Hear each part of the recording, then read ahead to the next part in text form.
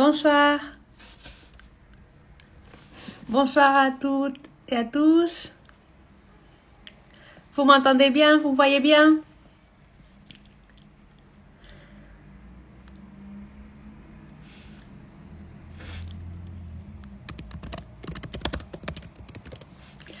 Alors, bon, je vais me présenter. Je suis docteur Malafré.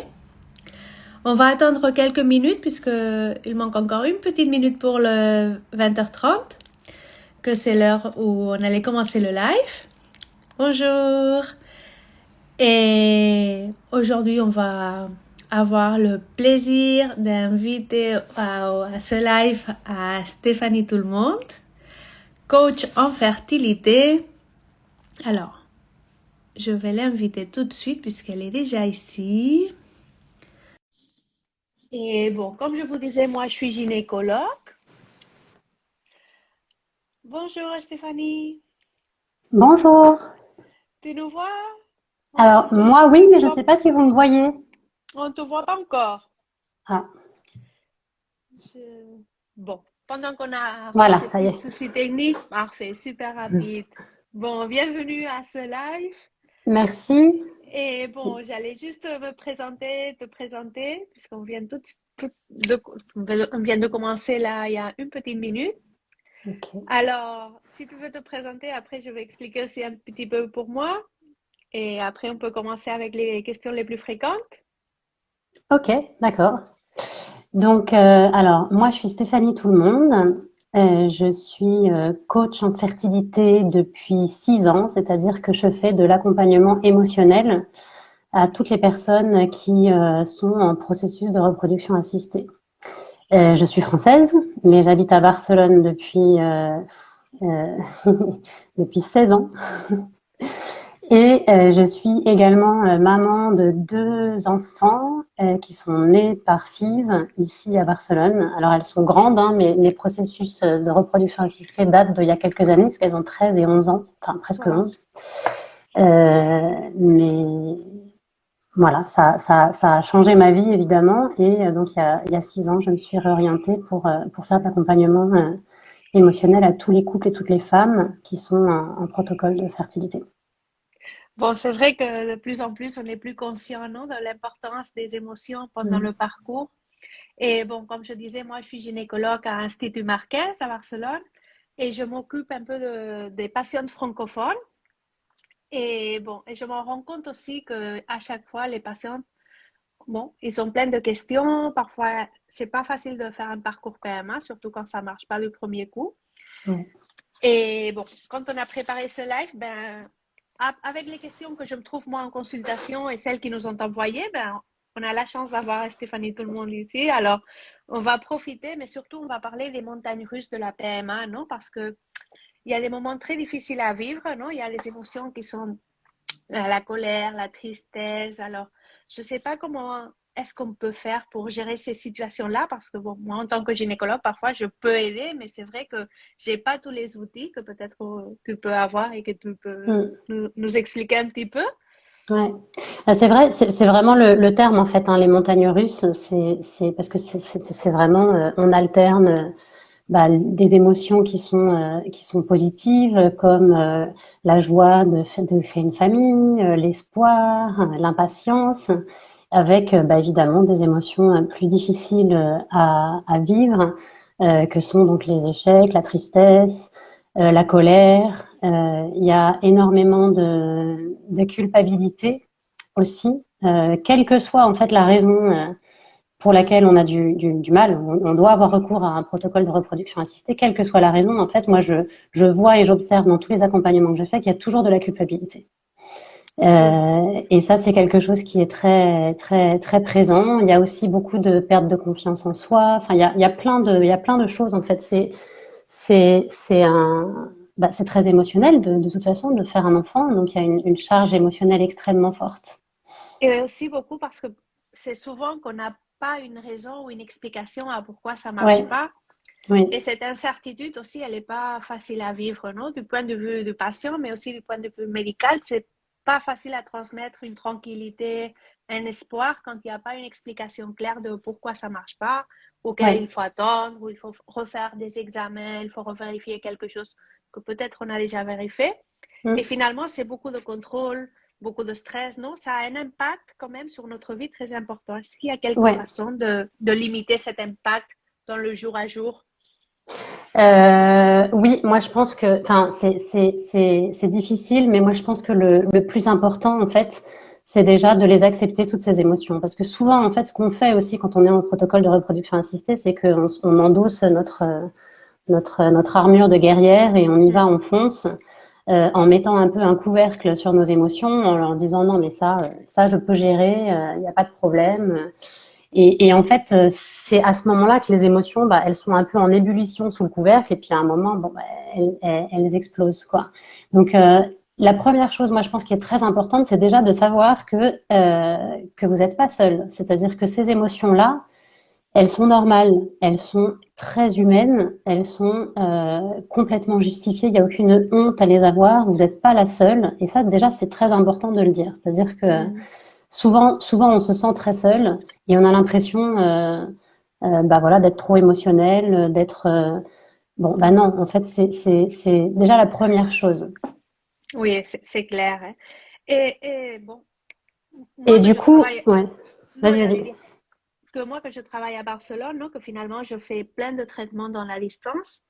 C'est pas non Mm. plus la même chose, non? Parce que pour l'empathie aussi, peut-être dans la distance, c'est un peu plus difficile de l'offrir, non? Même si on se sent très empathique et on fait un effort en tant que médecin, c'est pas la même chose que dans le présentiel qu'on peut faire un mieux accompagnement. Je sais pas, qu'est-ce que t'en penses? Est-ce qu'on peut faire quelque chose pour les traitements à distance, pour ce stress que ça génère, non? Un peu?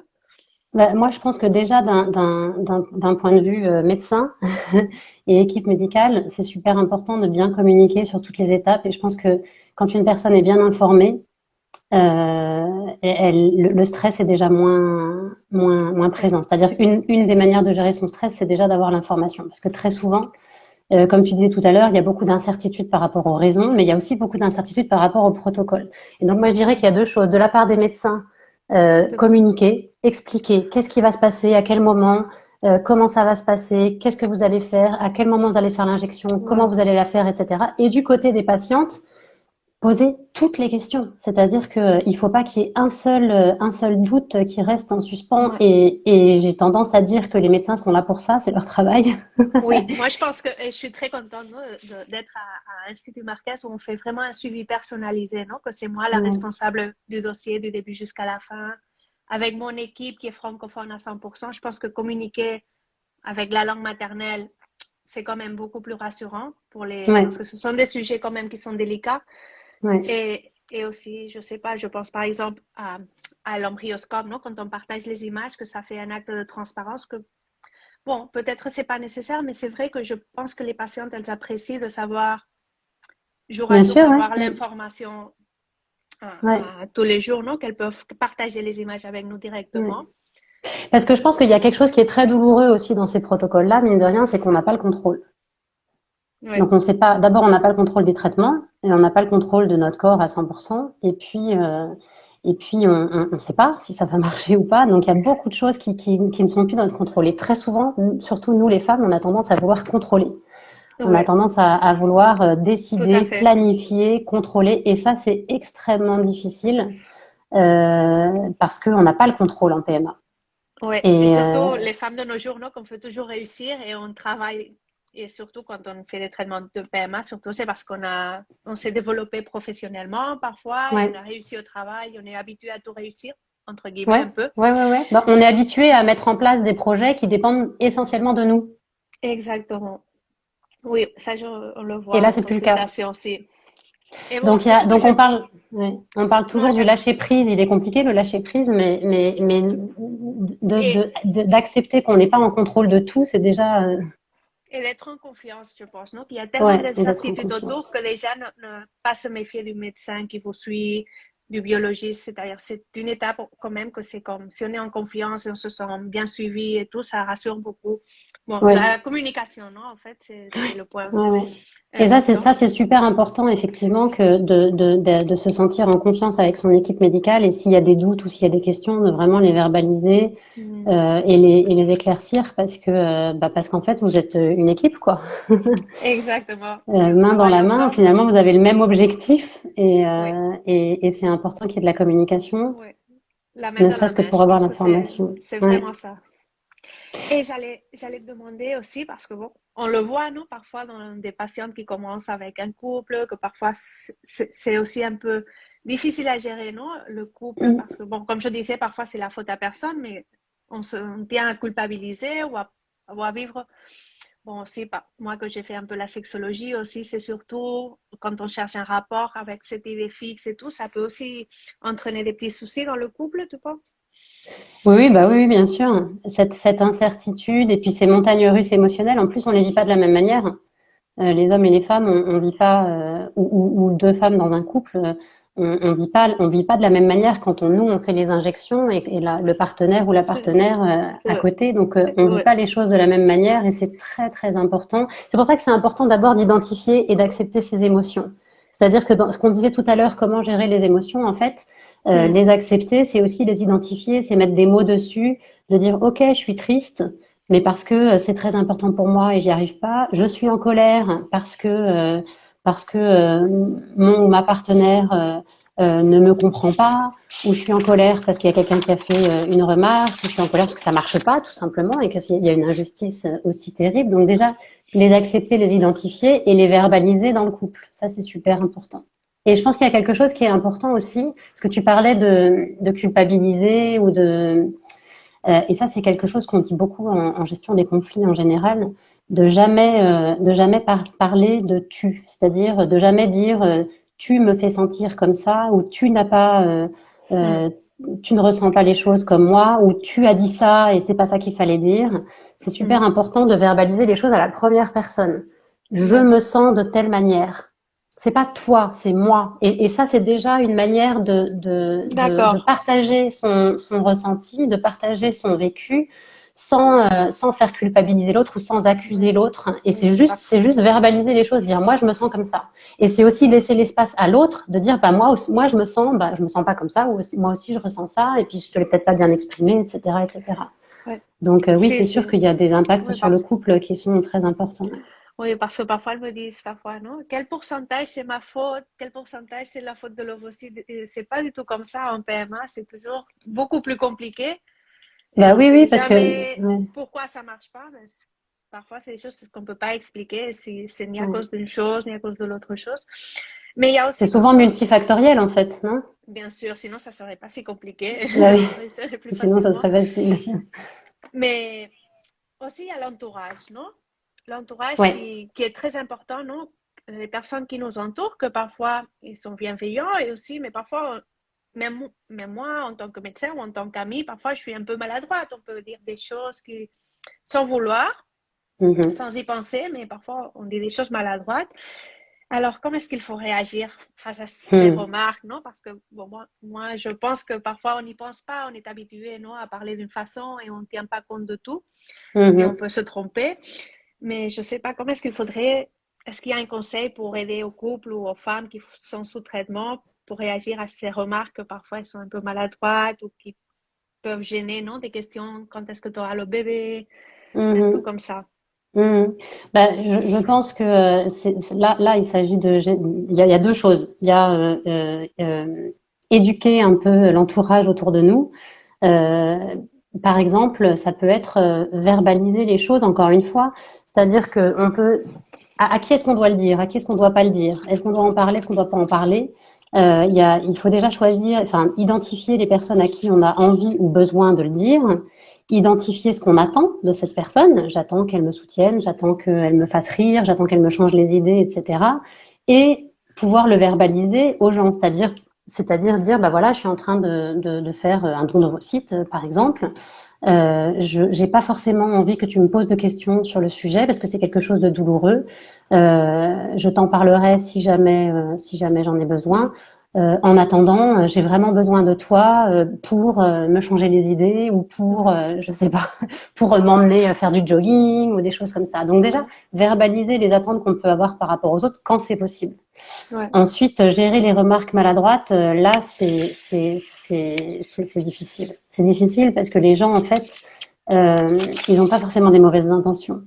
En Mm. fait, et c'est aussi pour ça que l'éducation est super importante et c'est pour ça que c'est important de parler D'en en parler général, ouvertement. hein, oui, et que la société parle des sujets d'infertilité et parle Oui, des processus de reproduction assistée, parce que je pense qu'en général, quand les commentaires sont maladroits ou blessants, c'est dans la grande majorité des cas parce que les gens ne on savent fait pas pas comment attention. réagir, ne comprennent pas ce qui est en train de se passer ou n'ont pas l'information parce qu'il y a un tabou dans la société autour de ça. En Espagne un peu moins, mais en France encore aujourd'hui beaucoup. Oui, Il y a vraiment un manque d'information. Les gens savent pas forcément. Enfin, moi, je sais que quand je suis rentrée, j'avais 29 ans quand je suis rentrée dans les protocoles de FIV, j'avais aucune idée de ce que c'était. Je connaissais personne qui était passé par là.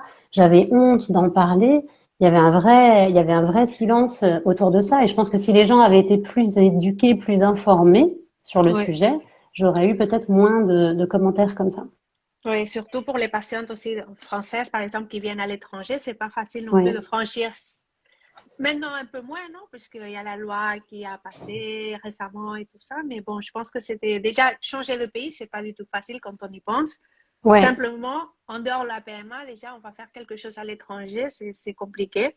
ouais. Bah, déjà, la PMA, c'est effectivement assez stressant, mais en plus, quand on fait ça à l'étranger, eh ben, se rajoute à ça l'incertitude par rapport aux dates, et du coup, bah, il faut Oui, là, aller, les voyages. ouais, voilà. Et puis, du coup, qu'est-ce que je dis au travail? Qu'est-ce que je dis à mes parents? Si on l'a pas dit à ses amis ou à son entourage, bah, finalement, on ment, on dit, bah, voilà, j'ai une petite intervention chirurgicale.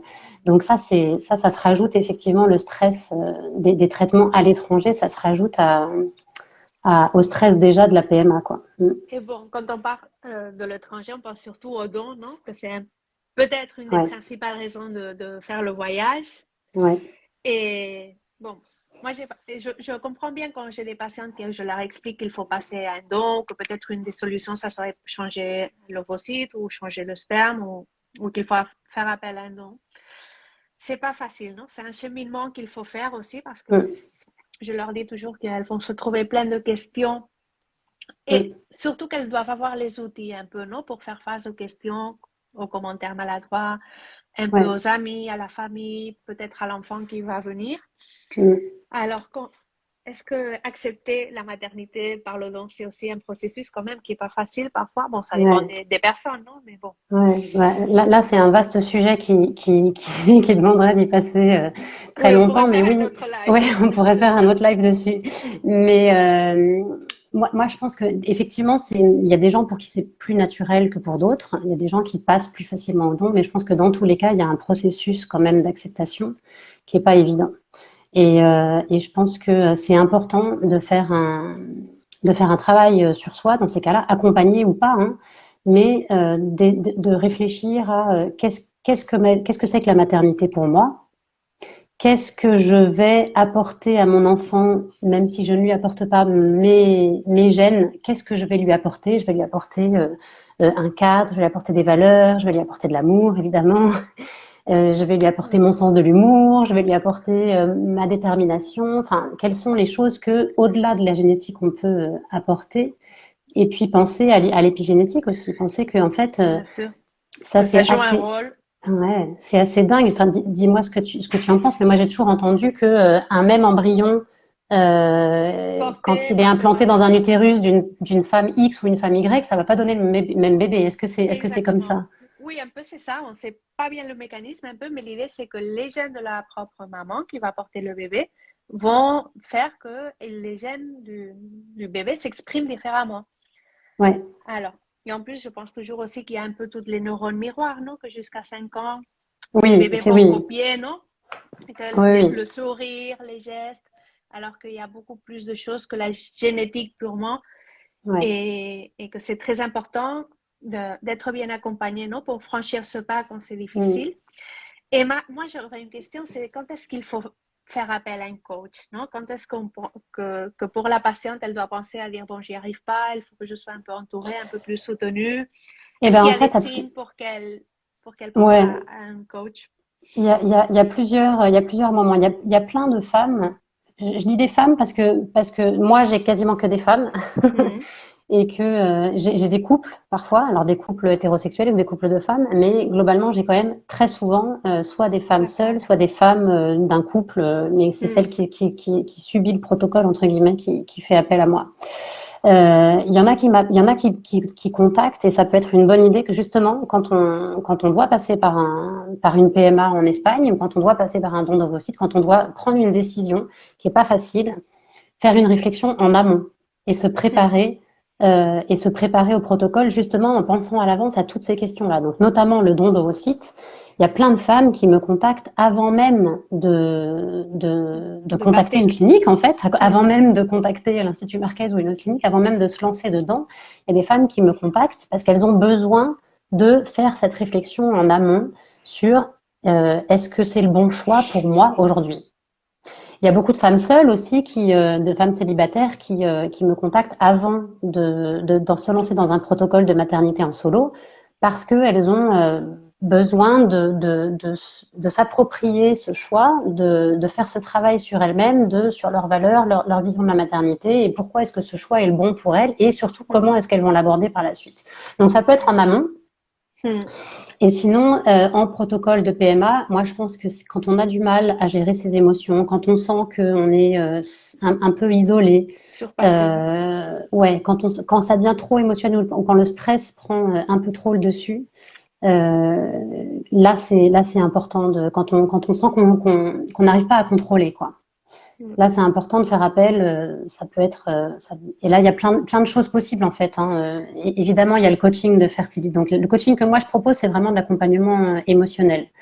Mais donc tout ça, ça peut être à ce moment-là. Mais après, il y a plein d'autres praticiens, plein d'autres disciplines qui peuvent aider Aider. énormément. Et ça, c'est à chacun de trouver celui qui convient. Moi, j'avais fait plein de trucs, mais j'avais fait de la sophrologie. La sophrologie, ça m'avait énormément aidé dans la gestion du Mhm. stress. Justement, j'avais Très. des crises d'angoisse, un peu des crises de panique. Et Mhm. ça m'avait énormément aidé. Il y a l'hypnothérapie aussi qui fonctionne super bien. Euh, bon, Mhm. il y a plusieurs, ouais, l'acupuncture. Oui, Chacun, nous, en fait, après, l'idée, c'est pas de faire tout, mais c'est de bon, trouver la personne qui peut nous accompagner de la manière dont on en a oui. besoin, quoi. Oui, non, l'acupuncture, on l'a à la clinique aussi, Ouais, avant et après le transfert. Je pense que c'est intéressant aussi pour les patientes qu'elles viennent ouais. Et ça, il y a une vraie essayer. différence, hein, sur ces deux séances-là. Il y a une vraie différence par rapport à l'état de tension dans lequel on arrive à un transfert quand Oui, on a fait une séance d'acupuncture avant. Ouais. et c'est un moment si délicat que finalement c'est un peu, non? Tout le stress focalisé dans un quart d'heure, 20 minutes, que c'est, non? Le moment du transfert, c'est beaucoup Ouais, d'angoisse. ouais. En plus, c'est un geste médical qui est hyper simple. Non, pour les médecins, c'est presque trivial, quoi, comme geste. Mais pour la personne ou pour le couple, c'est un moment très, Mm. très émotionnel et très important, quoi. Oui, moi je pense que ça c'est vrai, hein, que c'est un geste qui est techniquement, ben ça peut être plus ou moins facile, mais toute l'émotion qui entoure autour, et il faut que nous on Ouais, prenne aussi le temps, et je pense qu'ici à Institut Marquez on prend beaucoup le temps de préparer l'avant et l'après du transfert, et que ça ouais, vraiment ça fait le poids d'importance qu'il y a ouais, un transfert. ouais. C'est pas juste parce qu'il y a tout l'avant et tout l'après, Mm. l'attente du test de grossesse, non? Quand on sort de la salle de transfert, déjà un peu avec Bah l'angoisse. oui, ouais, ouais, ouais. C'est aussi Oui, l'attente, 10 jours, un autre sujet où il faut parfois. c'est encore un autre sujet qui est extrêmement émotionnel que beaucoup définissent comme la période la plus difficile. Et c'est vraiment 10, 12 jours pendant lesquels, pour le coup, les montagnes russes sont comme ça, quoi. Et notamment parce qu'on est à l'affût du moindre symptôme. Et je pense que c'est important de répéter, et je pense que tu vas pas me contredire, qu'il n'y a pas de symptômes à ce Non, niveau-là. Les symptômes ne veulent rien dire. non. Et en plus, ça change beaucoup parfois selon le traitement. Un même Ouais, traitement, un même protocole, ça peut avoir des symptômes différents chez la femme et c'est pas forcément lié au test de grossesse positif ou pas. Oui, c'est ça. Ouais. Et on est très concentré, non? On fait très attention à si j'ai mal au sein, je me sens plus gonflée, je suis plus fatiguée. Et finalement, c'est pas forcément un lien puisqu'on donne parfois on donne des traitements artificiaux, non? D'hormones, de Mhm. Bien progestérone sûr. et d'estrogène. Et ça peut fausser beaucoup les symptômes. Ouais. Et il faut vraiment, bon, essayer d'être calme, non? Et attendre un peu Ouais. le résultat. Moi, je donne toujours cet exemple quand j'ai fait la première de mes FIV qui a fonctionné. J'en ai eu qui n'ont pas fonctionné avant, mais la première des FIV qui a fonctionné, j'avais écrit mais tous les symptômes, mais en détail. J'avais écrit lundi matin à 9 heures, douleur à l'ovaire droit, Wow. ou mardi, j'avais tout écrit. Et bon, j'ai eu ma fille, etc. Et après, quand j'ai voulu refaire une FIV pour avoir un deuxième enfant, j'ai repris ma liste de symptômes et j'avais aucun symptôme. J'avais Oh rien. mon Dieu. Aucun de ceux-là. Du coup, quasiment, je suis même pas allée, enfin, j'ai hésité à aller à la prise de sang tellement j'étais sûre que ça n'allait pas fonctionner. Ouais. Et en fait, Non. ça avait fonctionné. C'est juste que, bah, Bon, on peut pas comparer une grossesse avec une autre aussi, c'est tellement différent. mais en fait, c'était tout Mais simplement pas non, des symptômes de grossesse, si j'ai bien compris. C'était des exactement. symptômes qui étaient liés aux traitements hormonaux et pas Et- du tout à la grossesse. Exactement, parce que bon, finalement, le traitement hormonal, c'est un peu l'équivalent aux hormones pendant la Mm. grossesse. Alors, c'est pour ça Ouais, qu'on ne peut pas trop faire confiance aux symptômes qui nous provoquent à nous-mêmes les ouais, hormones. Mais bon, c'est ouais. ça, c'est ça. Est-ce qu'on a oublié Ben, je des pense qu'on avait tout questions? cherché. Je sais pas Alors si moi les parents. j'en avais une qui était comment limiter l'impact de la PMA sur notre vie. Parce que c'est vrai en fait que quand on est en PMA, on mange PMA, on dort PMA, on vit PMA toute la journée. Ouais, Et j'avais cette question-là. Et je pense que il y a deux clés là-dedans. Il y en a une, c'est déjà de faire des choses pour soi et de se faire du bien et oui, d'organiser, de planifier des choses qui nous font du bien, qui nous génèrent des sensations positives, etc. Et la deuxième, c'est d'avoir d'autres projets aussi. Et ça, c'est pas, on n'est pas obligé de faire une réorientation ou de faire des énormes projets. Mais je pense que ça peut être intéressant de définir deux. Moi, je fais souvent un exercice qui s'appelle la roue de la vie. Donc, hmm, on regarde un oui, petit peu je sa roue connais. et donc on voit toutes les différentes facettes de la vie. Donc, il y a le développement professionnel, la santé, l'amour, les amis, la famille, le développement personnel, les hobbies et les loisirs, etc.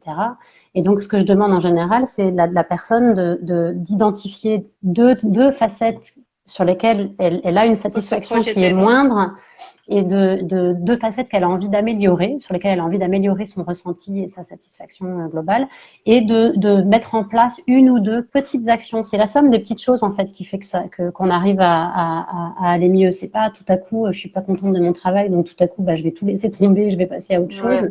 C'est pas forcément le moment, en plus quand on est en PMA. En revanche, essayer de trouver une ou deux petites actions qu'on peut mettre en place assez facilement et se fixer des objectifs concrets quoi, sur d'autres choses que sur la PMA. Ça permet d'avoir des objectifs, d'avoir l'impression d'avancer. Parce que c'est aussi oui, ça, parfois la PMA, quand ça marche pas, on a l'impression d'être paralysé, de pas avancer dans la oui, vie, de pas. Et du coup, c'est super important d'avoir ces petits projets, ces petits objectifs. Et ça peut être juste se mettre à un cours de poterie, ou ça peut être faire une formation pour une future oui, oui, réorientation, ou ça peut oui, être se fixer comme oui, objectif de voir oui. plus souvent des amis, bon, De plein lire de des choses en livres, fait, de lire des vous avez livres, dit. ouais, il y a plein de choses en fait, ça dépend de chaque personne, mais ouais. Oui. Moi, j'en avais une autre que aussi, Mm, surtout dans les groupes, non, de PMA, parfois qu'on a, c'est cette jalousie ou cette tristesse qu'on a ouais, quand on a une amie ou un collègue de travail qui est enceinte et nous, on ne réussit pas. Ça, mm, c'est aussi une question qui se pose souvent, non, dans la ouais, PMA. ouais. Et ben là, je dirais la même chose que qu'on a dit au début, c'est-à-dire que en fait, déjà savoir que cette émotion-là, je pense que toutes les femmes qui sont en PMA l'ont vécu à un moment ou à un autre. Et ça, déjà, c'est important de le savoir parce que les gens me disent non mais je suis une ordure, je Je suis suis horrible, méchante. je suis une mauvaise Non, personne. Non, non, c'est pas le cas. C'est juste que on peut se réjouir pour l'autre, mais n'empêche que nous, on ça nous souffre. ramène à notre souffrance, à nos échecs, etc., etc. Donc c'est normal en fait d'avoir une réaction de pourquoi elle et pas moi. Donc Hmm. déjà, normaliser le truc et l'identifier et dire, ok, ouais, bah je suis triste, je suis en colère parce que elle a essayé un mois avec son mec et puis direct ça arrive et moi ça Et nous fait fait des longtemps années qu'on que je galère. cherche. Et ben juste l'accepter, se dire, ok, et puis changer un peu son dialogue intérieur en fait. Changer son dialogue intérieur et plutôt que de se dire je suis une mauvaise personne, je lui en Oui, veux, c'est de s'en horrible. vouloir. Ouais. Plutôt que de se dire ça, bah, se dire tourner les choses plus positivement en disant bah je réagis comme ça parce que c'est très dur pour moi, parce que j'ai du mal et parce Revenir que au ça jeu, me non? ouais exactement revenir au jeu. Et puis aussi en positif se dire plutôt que de se faire un dialogue intérieur de je suis toujours pas maman, j'ai toujours pas réussi, je suis en échec, etc. De transformer le dialogue en disant j'ai pas encore réussi, peut-être, mais je mets tout en œuvre pour y arriver et quoi qu'il arrive, par exemple, j'aurai pas de regrets. Moi, Et je ça, trouve c'est que vraiment ça, changer ce. et ça, c'était très important quand on a un échec en PMA, non? Que je le vis avec la patiente, ben, de lui dire, non, ben, tu as fait tout ce qu'il fallait de ton côté. Moi aussi, j'ai fait tout mon Mm, mieux. Et finalement, ça n'a pas marché. Mais l'important, c'est de savoir qu'on a tout bien fait, non? Qu'on n'a pas raté les étapes, qu'on ne s'est pas trompé. Et ouais, cette confiance mutuelle qu'on a tout bien fait, on a fait le mieux les deux, je pense que ça aide un peu, dans la mesure ouais, du possible, de vivre cet échec, non? Et de faire face à une ouais, nouvelle tentative, de bien voir qu'on s'est bien occupé du dossier, ouais, qu'elle a bien fait les contrôles, qu'elle a bien fait son ouais, traitement, que l'embryon il était de bonne qualité, que tout était. Et parfois, ça peut pas marcher, non?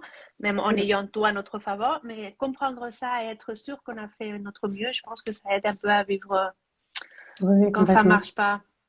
Ouais. Et pour en revenir à la jalousie ou à la tristesse quand on a une annonce de grossesse, je pense que il y a certaines personnes à qui on peut le verbaliser ça et dire bah je suis très heureuse pour toi. Bon, sache que ça, moi ça, mais je suis, enfin lui Mm, verbaliser que ça nous rapporte, que ça nous ramène à notre douleur, etc. mm. Mais il y a aussi quand c'est pas possible de verbaliser les choses ou quand la personne ne comprend pas, etc. Mais il y a aussi la possibilité d'être un peu De- égoïste de temps en temps et minimiser le et de se contact, non, un peu? et de se protéger. Ouais. Et donc, c'est tout à fait possible de pas aller à une baby, parce qu'en plus c'est la mode des baby showers ou des gender reveal, Ah etc. ouais. D'envoyer un petit message en disant je suis désolée, je suis avec toi de tout cœur, mais moi c'est trop douloureux. Moi, je pense que Et c'est. ça, c'est se l'autoriser, se le permettre, c'est pas facile, mais c'est super important. Mais bon, c'est surtout avoir les outils, non? Avoir le recours à dire, bon, ça ne va pas bien, je Ouais, vais me protéger. Mais ça, si on, peut-être qu'on ne l'a pas écouté avant, entendu ouais, avant, c'est pas difficile de le penser soi-même. ouais.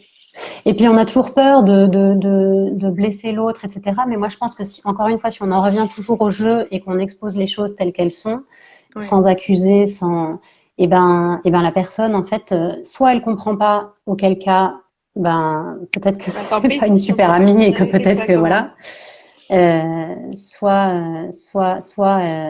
elle comprend, et non seulement elle comprend, mais en plus Elle ça lui aide donne un des peu, non? clés, ouais, ça l'aide à la personne parce que ça lui donne des clés pour savoir comment réagir avec toi. Enfin, tu vois, de Oui, dire ah oui, d'accord, donc pour pas vexer ou pour pas ouais, ouais, ouais. Parce que souvent, encore une pousser fois, tension. les gens savent pas forcément comment réagir. Et c'est pour ça qu'ils sont maladroits, c'est parce qu'ils savent pas comment réagir, ils ont pas les Ouais, clés, ils ont pas les infos. Si nous, on oui, leur parce que, donne les clés en disant je veux que tu me soutiennes de telle ou telle manière, et ben ça leur rend service en réalité.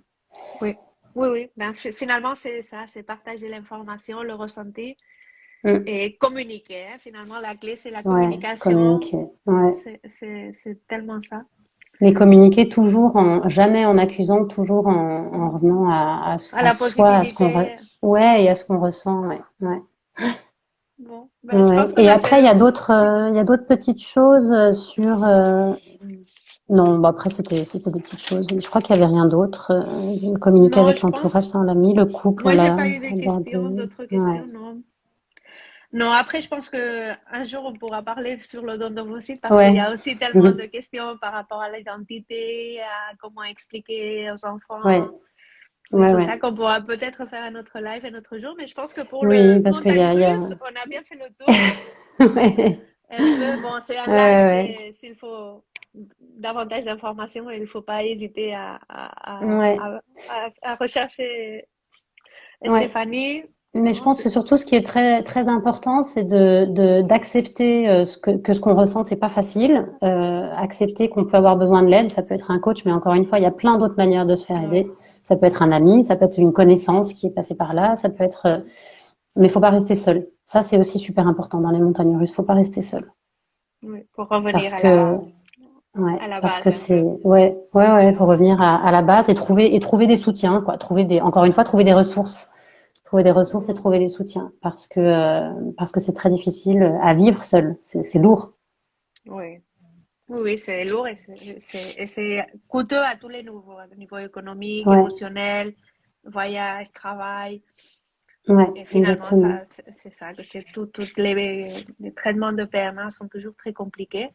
Ouais, Mais bon, on est ouais, ici pour faire un peu le suivi, l'accompagnement du point de vue médical, du point de vue coach de ouais, fertilité. Je pense faut pas hésiter aussi à en parler parce que parfois le médecin aussi, ça peut ouais, vous diriger les patients. Si, finalement, on a aussi les informations un peu. Alors, si les patients se sentent en détresse, ben, il faut pas hésiter à le dire au gynécologue aussi parce qu'on ouais, peut oui, aussi bien sûr. conseiller le coach ou un psychologue Ouais, ou bon, ou mm, donner un peu les premières indications avant qu'ils reviennent ouais. vers toi. Et il y a aussi quelque chose, j'en ai pas parlé, mais je me permets d'en parler là parce que je pense qu'il y a des gens que ça peut aider parce que souvent, en fait, on a du mal à en parler avec son entourage et on connaît pas toujours des gens qui sont dans le même cas. Mm. Euh, donc moi, au-delà de mon activité de coaching de fertilité, j'ai aussi cofondé une association qui s'appelle She-Oak, une association de soutien aux patientes et aux patients. Et on fait des groupes de parole toutes les 2 semaines. Et ça aide aussi énormément, ne serait-ce que toutes les 2 semaines, en fait, c'est un petit groupe de femmes qui sont en général, pour le coup, c'est que des femmes, mais entre 5 et 12 personnes à peu près.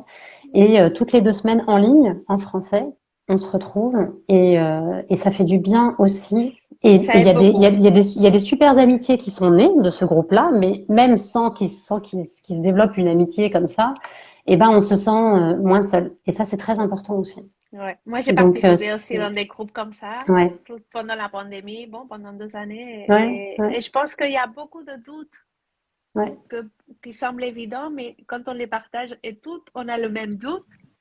ouais, exactement.